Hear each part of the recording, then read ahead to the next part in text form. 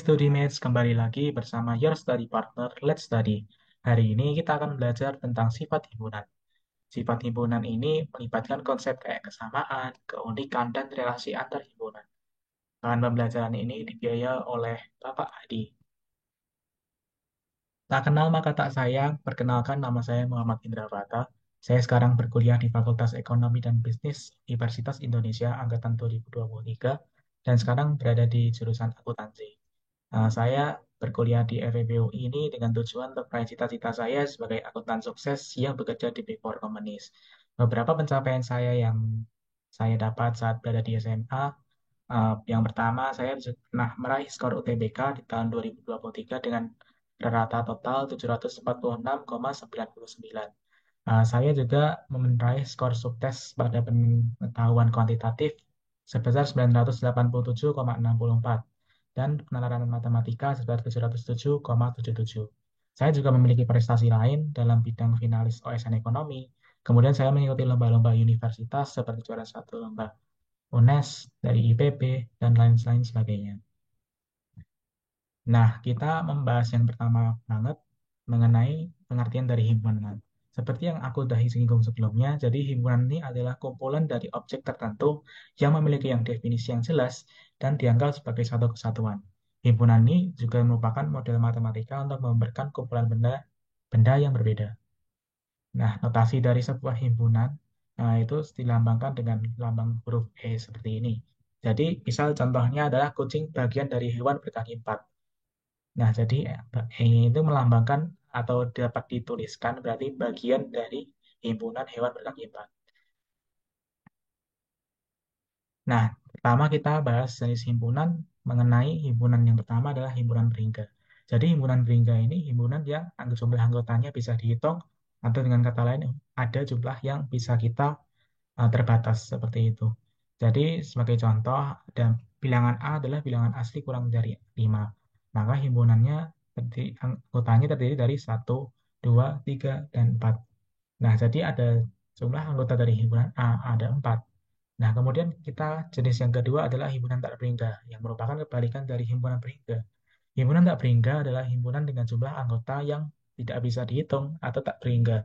Ya, jadi misal nih contohnya adalah himpunan B yang anggotanya satu, 2, 3, 4, 5, dan seterusnya. Dan kata lain kita bisa menamakan sebagai contoh ya. Misal himpunan B ini adalah himpunan bilangan asli, tapi nggak ada ketentuan kalau dia itu kurang dari 5. Makanya himpunannya bisa berterus selanjutnya hingga infinity. Makanya kita kan nggak tahu nih jumlah pastinya berapa. Makanya kita tulis jumlah anggotanya itu tak terhingga.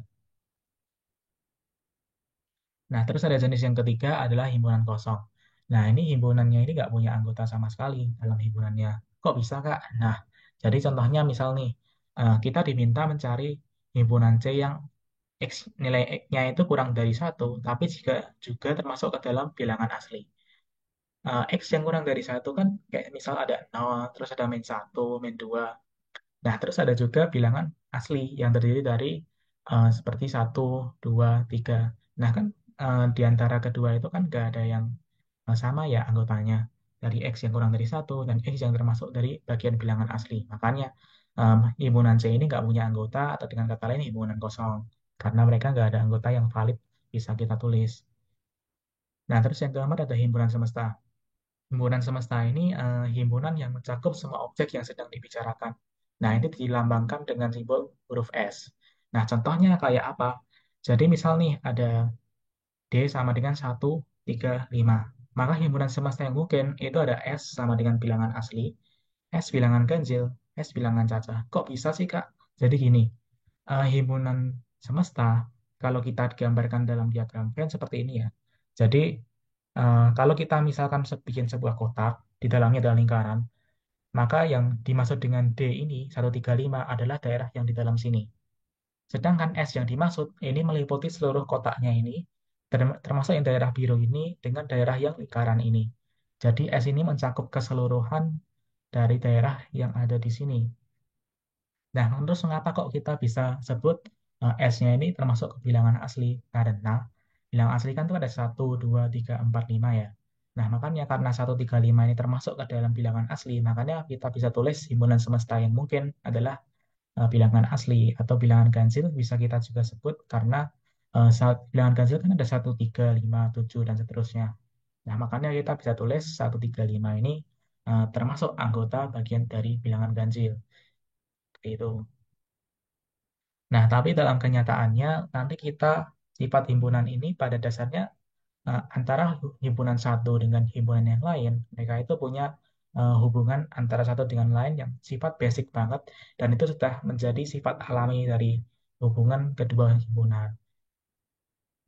Nah, sebelum kita masuk ke sifat-sifat himpunan, terlebih dahulu kita perlu tahu nih, kalau dalam sifat dalam himpunan ada yang namanya sifat ketertutupan dalam operasi dua himpunan atau lebih. Jadi misal ada dua himpunan, tiga himpunan, terus kita operasikan dengan kata lain, misal kita cari irisannya atau kita cari unionnya, nanti hasilnya pasti hanya satu penyelesaiannya. Misal nih ada himpunan A yang terdiri satu koma, ada satu, ada tiga, ada lima, terus ada himpunan B yang terdiri dari satu, terus ada empat, terus ada tujuh. Nah, kalau kita cari irisan dari A dan B, pasti hasilnya kan antara satu saja. Udah, itu satu saja. Hasilnya cuma satu doang. Nggak ada hasilnya dua A dan B itu nggak ada. Jadi hasilnya satu ini. Jadi operasi dari irisan A dan B ini hanya akan menghasilkan satu jenis himpunan, satu buah himpunan itu. Nah, setelah kita tahu mengenai sifat ketertutupan, kita bisa lanjut ke sifat-sifat operasi yang ada enam ini. Jadi ada sifat komutatif, ada asosiatif, distributif, identitas, idempoten, dan yang terakhir ada sifat komplement. Mungkin teman-teman kita pernah belajar dari SMP dulu. Jadi sifat ini kita review kembali, kita pelajari lagi di fresh materi.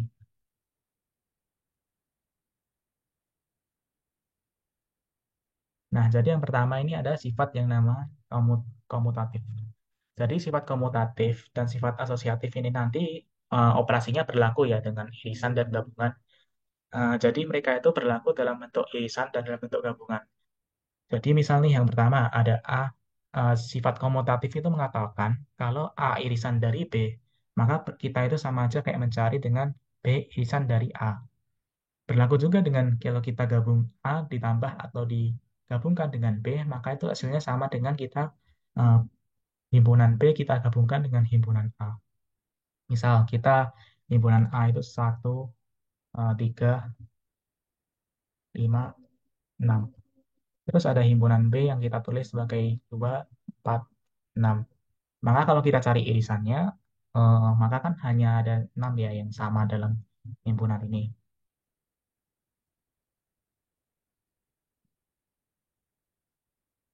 Tapi kalau kita misal cari gabungannya juga, hasilnya nanti kan 1, 2, 3, 4, 5, 6. Nah, kalau kita, terus sifat komutatif ini bicara tentang apa sih? Jadi sifat komutatif ini bicara kalau soalnya kan A irisan B. Tapi kalau aku buat ke bentuk yang seperti ini, nah maka hasilnya juga akan sama dengan 6. Mengapa? Karena ya kita mencarinya, membandingkannya di antara dua ini. Antara B,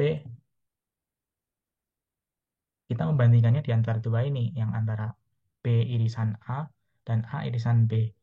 Keduanya sebenarnya bermakna sama, tapi dalam kita tulis dalam operasi, itu hasilnya ditulisnya berbeda. Tapi sebenarnya sifat komutatif menceritakan kesamaan hasil dari itu.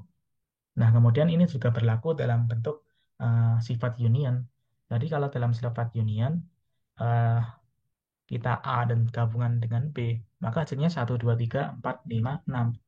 Terus kalau kita balik juga, misal B digabungkan dengan A, hasilnya kan sama. 1, 2, 3, 4, 5, 6. Seperti itu. Nah, terus kita masuk ke sifat asosiatif. Jadi sifat asosiatif ini lebih kompleks. Dia bicara mengenai jika A adalah beririsan dengan B, maka juga irisan dengan C. Maka itu sama aja dengan kita cari dengan A irisan dari yang telah kita iriskan sebelumnya, B irisan dengan C. Jika digambarkan dengan kalimat memang sedikit agak kompleks. Nah, ini mungkin sebagai contoh seperti ini ya. Misal A adalah 1, 3, jangan 1, 5, 7, 9. Terus kita ada B misal 5, 7, 11. Terus kita ada C yang kita tulis 7, 11, 13. Nah, kalau sifat yang pertama mengatakan kalau A itu irisan dari B. Nah, itu maka hasilnya adalah 5 dan 7 kan, jelas kan? Karena yang sama dari kedua anggota A dan B kan 5 dan 7. Terus kalau kita lanjut, kita mencari dengan irisannya dengan irisan B. Nah, itu ternyata karena C anggotanya hanya 7, yang ada kemiripan dengan A irisan B ini, makanya kita nanti menulisnya hanya ada 7. Nah, terus kita buktikan apakah benar kalau kita mencari irisan B, eh, B dengan irisan C terlebih dahulu, apakah hasilnya nanti akan sama? Nah, kita buktikan. B irisan C itu hasilnya adalah 7 dan 11 ya. Terus kalau kita cari A irisan dengan B dengan C, itu hasilnya adalah 7 juga. Berarti terbukti dong kalau misal aku tuliskan seperti ini. Oh, maaf ya, ini harusnya 7. Nah, berarti kan terbukti kan kalau uh, A irisan dari B, terus kita iriskan lagi terhadap C, hasilnya adalah 7. Tapi kalau kita operasiin dari yang kurung dulu, dari yang B irisan C, terus kita cari irisannya dengan A, hasilnya 7 juga. Berarti terbukti dong kalau hasilnya seperti ini. Nah, ini sebenarnya juga berlaku dengan sifat yang union, bisa kalian coba sendiri. Eh, jadi sifatnya lebih kurang lebih seperti itu. Nah, jadi kalau kita gambarkan dalam bentuk diagram Venn atau dalam bentuk himpunan seperti ini, gambar himpunan, bisa kita tulis seperti ini. Nah, misal A adalah irisan dari B. Kita bisa arsirkan, maksud saya kayak daerah hasilnya itu yang ini. Jadi, A irisan B itu sama dengan, ya, hasilnya itu sama dengan kalau kita operasiin B irisan dari A. Jadi seperti itu. Terus berlaku juga dengan sebaiknya kalau sifat komutatif. Kalau A union B sama dengan B union A, itu maksudnya ini ditambahkan dengan ini, itu hasilnya sama kayak ini ditambahkan dengan ini. Makanya daerah hasilnya nanti sama-sama kuning seperti ini. Nah, sebagai contoh nih, kayak tadi udah saya jelasin juga. Jadi kayak gini. Jadi kalau misal ada himpunan A itu 1, 3, 5, 9 dan B itu 3, 6, 9, 12. Jadi contoh lainnya itu bisa kayak kita gambarkan seperti ini. A dengan irisan B, karena anggota yang sama kan 3 dan 9. Itu sama aja kayak kita nyari irisan B ke A gitu. Hasilnya adalah 3 dan 9. Sedangkan kalau kita cari versi unionnya, nanti seperti ini. Nanti kan union kan gabungan seluruhnya semua ini nih. Makanya kita bisa tulis anggotanya itu akan sama juga. A ditambah B itu sama kayak B ditambah A. Nah, ini kita akan yang pembuktian dalam bentuk hukum asosiatif dalam bentuk diagram Venn. Jadi ini kita akan tahu ya, kalau dalam operasi seperti ini kita lihat satu-satu dulu. Nah, yang A ini kan digambarkan dengan yang ini. Nah, terus ada kita juga gambarin irisan antara B dengan C. Itu kan yang ini kan.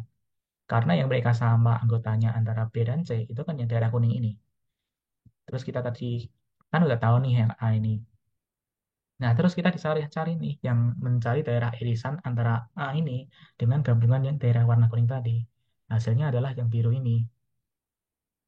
Nah, kemudian kita coba buktikan, ini kan dari yang ruas kiri ya. Coba kita buktikan dari ruas kanan. Jadi kalau kita lihat dari ruas kanan kan A irisan dari B. Jelas kan yang ini karena daerah anggotanya yang ini. Terus kan anggota C ada yang ini, seluruh lingkaran penuh ini. Terus kan kita menggunakan operasi irisan akan ditemukan hasil lingkaran tengah, titik tengah di sini. Nah, akhirnya hukum asosiatif ini terbukti dong kalau misal antara ruas kiri dan ruas kanan itu hasilnya sama. Jadi terbukti ya. Nah, kita masuk ke sifat sebelum sudah yang ketiga, kita masuk ke sifat distributif. Jadi ini sifat distributif ini menggambarkan kalau saya ubah ke kalimat kayak gini. Jadi kalau kita mencari irisan di antara gabungan B dengan C, itu sama aja kayak kita mencari irisan dari A dengan B dan irisan A dengan C, terus kita gabungin hasilnya. Nah, terus ada juga kalau kita balik, karena ini berlaku juga dengan sifat gabungan, eh, kita bisa tulis juga membacanya dengan kalau kita mudah mencari irisan B dengan C, terus kita gabungkan dengan A, itu sama aja kayak kita gabungin A sama B, gabungin A sama C, terus kita cari irisannya di antara kedua itu. Nanti juga ada penjelasannya di slide selanjutnya. Terus coba kita lanjut dulu ke sifat identitas. Jadi sifat identitas ini eh, kenapa dinamakan sifat identitas? Karena dari dua operasi, di antara dua operasi dua himpunan, hasilnya adalah salah satu dalam mereka ini. Jadi kalau misal kita nih perlu diingat kalau ini adalah artinya himpunan kosong. Kalau misalin kita, itu adalah himpunan yang terdiri dari satu, dua, empat, dan enam. Terus ada himpunan S. Aku tulis misalkan ada satu, dua, tiga, empat, lima, enam. Nah, berarti kan kita baca satu-satu ya. Oh ya, sama satu himpunan lagi, ya itu anggotanya nggak ada. Nah, misal nih, operasi yang pertama mengatakan kalau A itu irisan dari jika A diiriskan atau mencari dia anggotanya yang sama dengan B ini, atau yang B dengan kata lain tidak mempunyai himpunan atau himpunan kosong, maka hasilnya adalah himpunan kosong itu sendiri. Karena kita dicari irisan di antara yang ada dengan nggak ada, ya berarti kosong dong, nggak ada hasilnya. Terus kita coba logika yang kedua. Eh, Himpunannya A, kemudian kita cari irisannya dengan himpunan semesta. Sebelumnya kan kita tahu kalau himpunan semesta itu seluruh himpunan yang ada dalamnya, di luar antara himpunan A dan juga termasuk dalam himpunan A. Makanya kalau kita sebut A dari irisan dari S, berarti hasilnya ya himpunan A itu sendiri. Mengapa? Karena jadi gini, misalkan S kan pasti selalu lebih besar. Perlu diingat kalau S itu jumlah anggotanya selalu lebih besar daripada himpunan yang ada di dalam sini. Sebenarnya nggak harus bisa sama besar, tapi bisa kurang dari sama dengan seperti itu. Jadi himpunan A kurang dari sama dengan himpunan S. Jadi eh, S itu terdiri dari 1, 2, 3, 4, 5, 6. Sedangkan A itu terdiri dari 2, 4, dan 6. Nah, karena kita suruh mencari irisan yang sama, berarti kan yang sama anggotanya kan hanya 2, 4, sama 6. Padahal 2 sama 4 sama 6 itu siapa? Ya himpunan A itu sendiri. Makanya kita bisa dapat jawabannya sama dengan himpunan A ya karena itu sendiri. Nah, terus kita yang sifat eh, rumus ketiga yang ngatain kalau himpunan A digabungin dengan himpunan B yang himpunan kosong. Kalau digabungin, maka hasilnya adalah himpunan A. Jadi eh, A dan B ini digabungin, hasilnya kan berarti kan himpunan kosong, himpunan terus anggotanya adalah himpunan kosong, 2, 4, sama 6. Berarti kalau kita gabungin, himpunan kosong itu nggak dianggap karena dia sebenarnya bukan anggota. Hanya dia melambangkan kalau dia itu nggak punya anggota. Makanya kalau kita kayak sebuah gelas yang sebelumnya kosong terus kita tambahin air, ya hasilnya kan air itu sendiri kan. Makanya kita bisa tulis hasilnya itu A. Dari 2, 4, 6-nya itu sendiri. Terus rumus yang keempat mengatakan kalau kita gabungin antara himpunan A dengan himpunan semesta, hasilnya adalah himpunan semesta. Udah jelas ya, karena himpunan semesta itu kan lebih banyak ya. Jadi kan ada 2, 4, 6.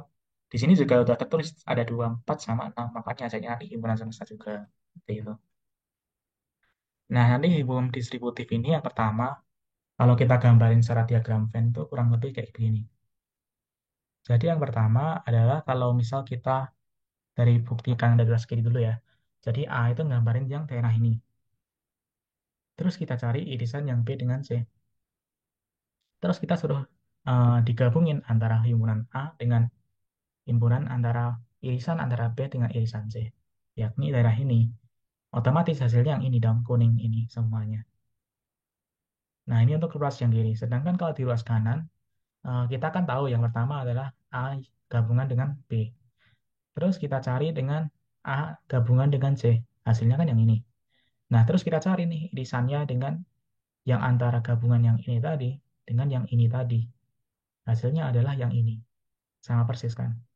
Makanya berarti terbukti kalau ruas kiri sama dan ruas kanan itu sama dan rumusnya tadi emang terbukti udah benar. Nah, ini untuk yang sifat irisan. Jadi yang A itu yang ini, yang B itu B digabung dengan C yang ini, terus kita cari irisannya, kan dapat yang ini nih. Karena kan yang kita B gabungan dengan C kan yang ini. Terus yang A itu yang ini, karena kita mencari irisan yang hanya yang sama, makanya daerahnya yang ini. Ini untuk yang ruas kiri. Kemudian untuk ruas kanan, kita cari A irisan dari yang himpunan A dengan himpunan B adalah daerah yang ini. Terus kita ketahui yang kedua adalah A irisan dari himpunan yang C. Nah, makanya karena kalau nanti digabung, hasilnya kan yang ini sama yang ini kan. Nah, hasilnya kalau digabung, hasilnya jadi terbentuk tiga daerah ini. Nah, terus kita masuk ke sifat idempoten. Sebenarnya sifat ini jarang keluar, tapi mungkin buat tambahin menguatkan konsep kalian di sifat himpunan. Jadi sifat idempoten ini sebenarnya agak remeh juga. Karena misal kita tuliskan himpunan A itu adalah 5, 9, 11. Terus kita cari irisannya dengan himpunan A itu juga. Otomatis kan hasil irisannya itu kan himpunan A itu sendiri juga kan. Jadi seperti itu. Jadi ada namanya kalau himpunan itu sendiri kita iriskan dengan himpunan itu sendiri atau kita gabungkan dengan himpunan itu sendiri, ya hasilnya itu sendiri juga. Jadi ini mirip kayak sifat identitas, tapi cuman ini lebih ke dirinya sendiri nggak ada. Jadi cuma satu jenis himpunan itu. Nah ini kemudian yang selanjutnya sifat terakhir itu sifat komplement. Jadi sifat komplement ini sebenarnya untuk gampang digambarin, jadi kita tulis misal S itu terdiri dari satu 2 3 sampai 6 ya.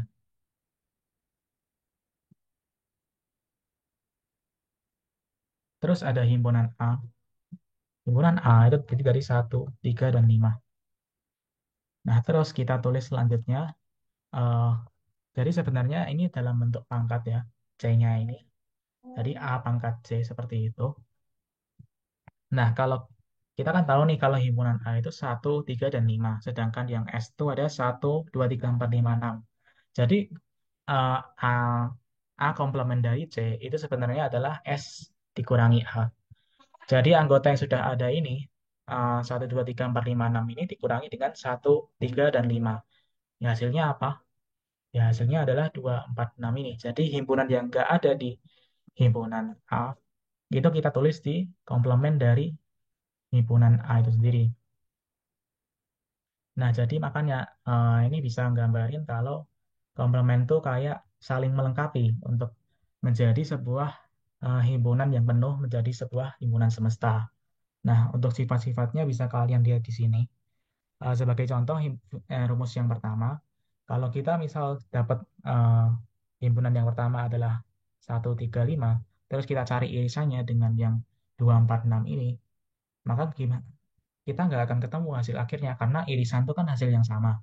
Nah, padahal kan antara himpunan A dengan himpunan komplement dari A, itu kan nggak ada himpunan anggota yang sama. Makanya kita bisa tulis hasilnya itu himpunan kosong. Sedangkan kalau kita masuk ke rumus yang kedua, ini berkata sebaliknya. Justru kalau kita gabungin antara yang A 1, 3, 5 ini, terus kita tambahin dengan hasil komplementnya itu sendiri antara 2, 4, 6, itu hasilnya adalah himpunan semesta, yakni yang ini full penuh ini. Nah, terus ada juga yang sifat ketiga, rumus ketiga. Jadi kalau misal kita A, A itu ini kita komplementkan kan hasilnya ini. Terus kita komplementkan lagi kan hasilnya kan 1, 3, 5 ya. Sebenarnya ini agak lucu juga sebenarnya. Jadi kalau kita komplementkan, terus kita komplementkan lagi, hasil akhirnya itu ya hasil awalnya itu sendiri. Terus rumus keempat, jadi kalau ada himpunan kosong, terus kita komplementkan, ya hasilnya S itu sendiri. Jadi misal lawan dari himpunan kosong kan himpunan semesta, karena seluruh anggota yang sebelumnya kosong, berarti kan lawannya kan seluruh anggota yang ada. Terus kalau kita misal kebalikannya, kita komplementkan himpunan S atau semesta, maka hasilnya adalah himpunan kosong. Nah, terus kita masuk ke empat jenis himpunan yang lain, eh, jenis operasi yang lain ya. Jadi yang pertama ini kayak subset. Subset itu gampangannya kayak himpunan bagian. Misal kita ada himpunan 1, 3, 5, terus ada himpunan B. Himpunan B itu dia ada dua. satu.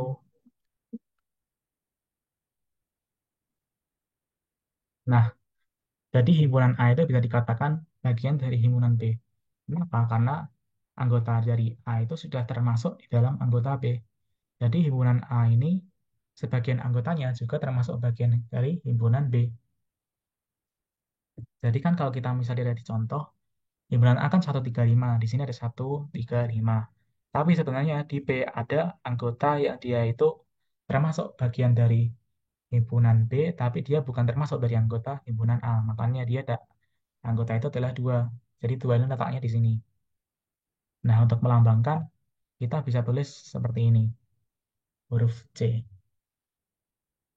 Tapi kalau dia bukan himpunan bagian, kita bisa tulis C dicoret seperti ini. Nah, terus untuk menentukan banyaknya himpunan bagian dari sebuah himpunan, kita bisa tulis dengan rumus 2 pangkat N per, dengan K. Jadi K-nya itu banyaknya anggota himpunan dari K. Jadi misal anggota himpunan dari K ini ada tiga ya.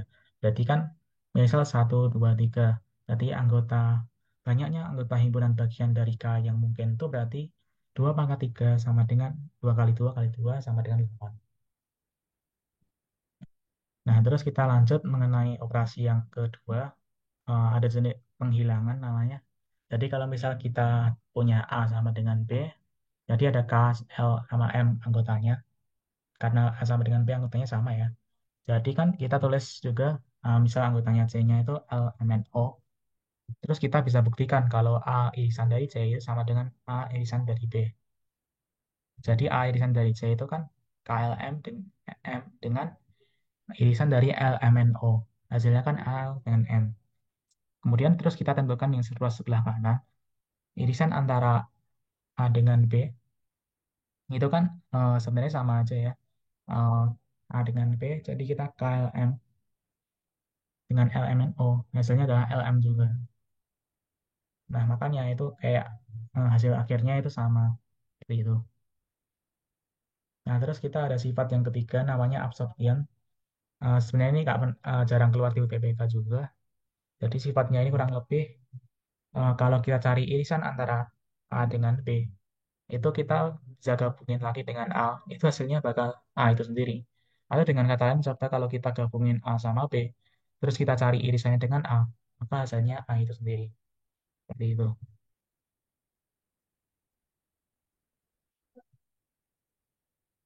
Nah, terus ada prinsip dualitas. Ini yang sebenarnya sudah saya singgung sebelumnya tadi.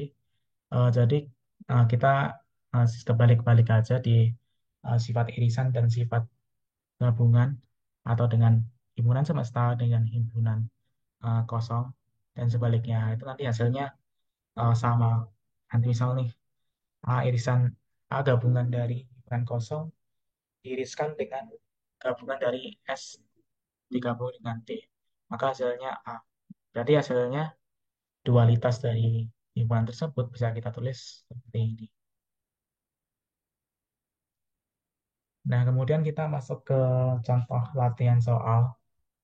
Kelebihan sebenarnya keuntungan kalian dalam materi himpunan itu sejauh yang aku tahu kalau dalam himpunan itu mereka soalnya hanya gitu-gitu aja.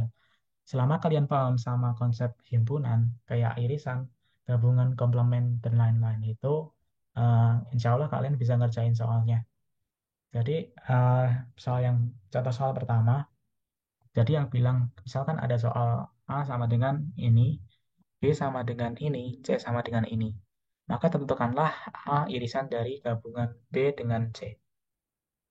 Nah, ini sebenarnya kan kalau kita lihat ini sebenarnya eh, sifat distribusi ya. Dari sebenarnya ada dua cara dalam mengerjakan soal ini. Kalian bisa pakai konsep yang kalian hafal sebelumnya. Jadi yang pertama tadi kalian kan udah tahu ya kalau sifat distributif itu rumus ini sama dengan apa. Tapi kalian bisa juga pakai cara alternatif lain. Kalian langsung kerjain aja, nggak perlu pakai rumus distributif. Jadi penyelesaiannya seperti ini. Jadi untuk kita pakai sifat distributif, kita kan tahu kalau sifat distributif itu seperti ini ya, yaitu A irisan dari B, kalau digabung, maka A irisan dengan C, itu hasilnya sama dengan gabungan B dengan C, terus kita cari irisannya dengan A. Nah, kalau kita praktekin hasilnya itu 7, 9, 11. Terus gimana kalau kita kerjain secara langsung? Jadi kalau kita kerjain secara langsung, misal kita kerjain dari B gabungan dengan C. Nah, itu 7, 9, 11, 13, 15 kita tulis dulu. Terus kita cari nih dari anggota himpunan baru ini yang seiris atau ada anggotanya yang sama dengan himpunan A. Nah, makanya hasilnya 7, 9, 11. Berarti terbukti emang sifat distribusi itu emang benar langkahnya. Rumusnya bisa terbukti sama. Jadi kalian bisa ngerjain secara langsung seperti ini atau mungkin bisa kalian pakai rumus sifat distributif. Kalau aku pribadi sebenarnya prefer pakai cara yang langsung aja. Tapi selama kalau kalian bisa langsung kerjain langsung, mending langsung kerjain aja untuk menghemat waktu. Kalau emang di soal di state kalau kita diminta untuk pakai sifat distributif, kita ngikut dari perintah soalnya aja. Nah, ini untuk soal kedua. Soal kedua ini eh, kita disuruh mencari himpunan bagian. Jadi clue-nya adalah kita pakai rumus yang 2 pangkat NK tadi. Pertama, langkah penyelesaiannya adalah kita perhatiin dulu ada berapa anggotanya dalam himpunan B ini. 1, 2, 3, 4, 5. Jadi ada penyelesaian dari himpunan ini adalah 2 pangkat 5 sama dengan 32. Tapi disclaimer dulu sebelumnya, dalam soal ini, L yang dimaksud tuh L yang berbeda dengan L yang ini. Jadi either ini soalnya bisa helio atau bisa hello tapi L-nya itu dua hal yang beda ya. Jadi ini L1, ini L2.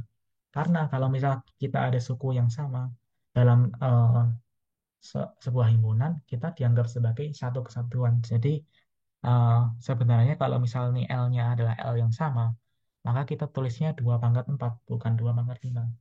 Jadi disclaimer lagi. Jadi kalau misal ini, kita harus pastiin dulu ya anggotanya ini, anggotanya nggak ada yang sama. Jadi seperti itu. Kalau anggotanya beda semua, kita ini karena kita asumsi ini beda semua, hasilnya ada 32. Tapi kalau misal L-nya ini berbeda, atau salah satu anggotanya itu ada yang sama dengan anggota yang lain dalam himpunan yang sama, maka hasilnya hanya dikurangi satu atau dianggap yang sama itu menjadi satu jenis saja. Nah, ini kemudian soal yang terakhir. Eh, Sebenarnya ini soal uraian, tapi di UTBK nanti kan emang gak ada soal uraian ya. Tapi perlu diingat nanti kalau waktu UTBK bisa aja keluar soal yang misalkan diketahui tiga himpunan A, B, dan C. Tentukan diagram Venn yang sesuai dengan operasi berikut. Misal aku tanyain yang paling bawah ini, manakah diagram berikut yang menggambarkan eh, gambar yang sesuai dengan operasi yang di atas. Nah, kalau soal seperti itu kan bisa dibuat pilihan ganda ya. Nah, makanya ini kalian harus sering latihan aja. Kalau saran aku dalam diagram Venn itu emang kita harus sering latihan. Jadi kalau pembahasannya kurang lebih kayak gini. Jadi soal yang pertama kan ngatain kalau kita suruh cari A gabungan dari B gabungan dari C. Maka darahnya yang di hasil ini ya, yang warna hitam. Terus kalau ada A irisan dari B, irisan dari C, itu hasilnya yang tengah ini. Terus kalau dari A ada union dengan B dengan irisan C, tips aku kerjain dari yang kurung dulu ya. Emang seperti itu sih. Dalam matematika emang dalam kurung itu selalu dikerjakan terlebih dahulu. Jadi B irisan dengan C itu kan yang ini ya, daerah ini. Terus ada A ini. Jadi kita udah sebenarnya udah praktek juga ini. Jadi hasilnya yang ini. Jadi ada seirit tahu. Terus soal yang selanjutnya ada B irisan dengan C. B irisan dengan C itu daerahnya yang ini. Daerah yang ini ya. Tapi karena dalam soalnya itu kita diminta A dikurangi B irisan dengan C. Jadi untuk teman-teman yang lupa iris pengurangan, jadi pengurangan itu simpelnya sama kayak komplement tadi. Nah, tapi kalau kita gambarin dalam bentuk diagram Venn seperti ini, kita bisa tulis seperti ini. Kan A yang ini ya, terus B kurangi C itu yang ini.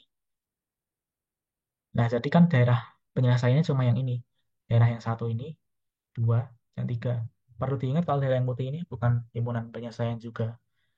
Karena dia kan termasuk bagian B irisan C. Dan padahal kita disuruh ngurangin dari anggota yang ada di sini. Makanya daerah himpunannya cuma daerah satu 2 3 ini. Oke. Oke, yang terakhir ini lumayan agak susah. Pertama adalah kerjaan dari kurung dulu. B irisan dari C. Itu kan daerah yang ini. Nah, terus kita cari komplemennya. Selain dari B yang C ini, berarti otomatis semua daerah ini adalah penyelesaiannya. Karena ini adalah komplemen.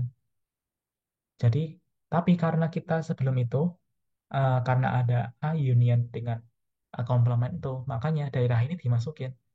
Kenapa daerah ini dimasukin? Karena dia termasuk daerah himpunan A ini.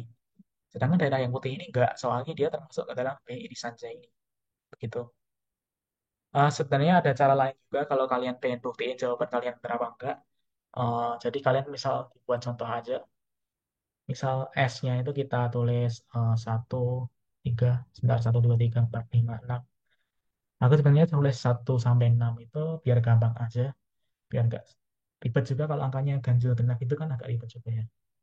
Terus kita tulis 1, 2, 3, 4 itu, terus ada yang B itu anggotanya ada 2, 3, 4, 5. Terus yang C itu anggotanya ada 2, 3, 4, 5, 6. Nah, jadi kan kelihatan ya kalau hasilnya kayak gitu.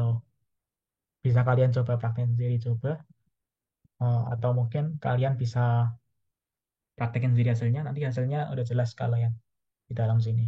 Bisa kalian pakai angka sendiri juga sih. Ini cuma nggak harus patokan kalian pakai 1 sampai 6, kalian bisa pakai yang lain juga. Eh, jadi sekian materi yang aku bisa sampaikan. Kurang lebihnya mohon maaf.